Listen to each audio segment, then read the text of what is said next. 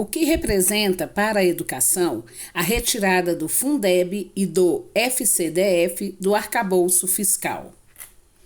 Uma vitória da classe trabalhadora marcou a história do Distrito Federal e do Brasil nesta semana. Das emendas feitas pelo Senado Federal no arcabouço fiscal, projeto de lei complementar para amenizar a dureza da emenda constitucional 95/2016, a Câmara dos Deputados aprovou o novo texto, deixando de fora do documento o Fundo Constitucional do Distrito Federal e o Fundo de Manutenção e Desenvolvimento da Educação Básica e de Valorização dos Profissionais da Educação.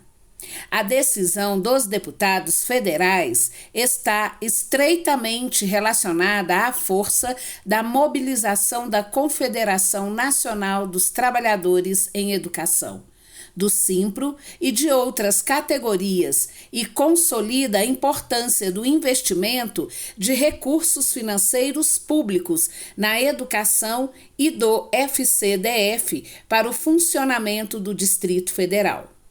O FCDF é importante porque é dinheiro público destinado à segurança, saúde, educação e outros setores primários do Distrito Federal. Na época em que esse fundo não existia, havia um histórico de atrasos em pagamento de salários e falta de investimentos nesses e em setores essenciais para a população da capital do país. O Fundeb, por sua vez, é importante porque é a fonte de financiamento da educação básica de todo o país. A trajetória desses fundos no vai e vem do arcabouço fiscal dentro do Congresso Nacional foi feita de recuos e avanços. Quando o governo federal apresentou o PLP 93/2023 à Câmara, buscou corrigir a eliminar as injustiças impostas pela EC 95/2016. Mas as bancadas neoliberais, por intermédio do relator deputado Cláudio Cajado, desconfiguraram completamente o texto original. Dentre os vários problemas criados, incluíram o Fundeb e o FCDF no teto de gastos. No Senado, esses fundos foram retirados do texto aprovado pelos deputados. De volta à Câmara, o texto foi votado nesta terça-feira, 22/8, e os dois fundos ficaram de fora, graças à pressão dos movimentos sindical, populares e sociais. Teto de gastos e a necessidade de mobilização diária. Na avaliação do Simpro, o conceito de teto de gastos, contido no EC 95, deve ser extinto do Brasil.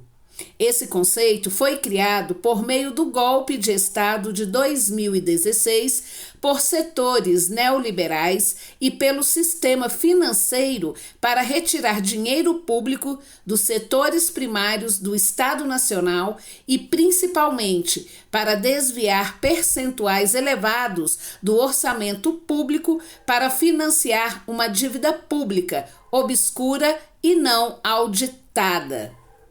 O ideal para o Brasil é auditar a dívida pública e repensar o sistema fiscal do país para taxar os super ricos e garantir o financiamento público dos setores primários, como prevê a Constituição Federal.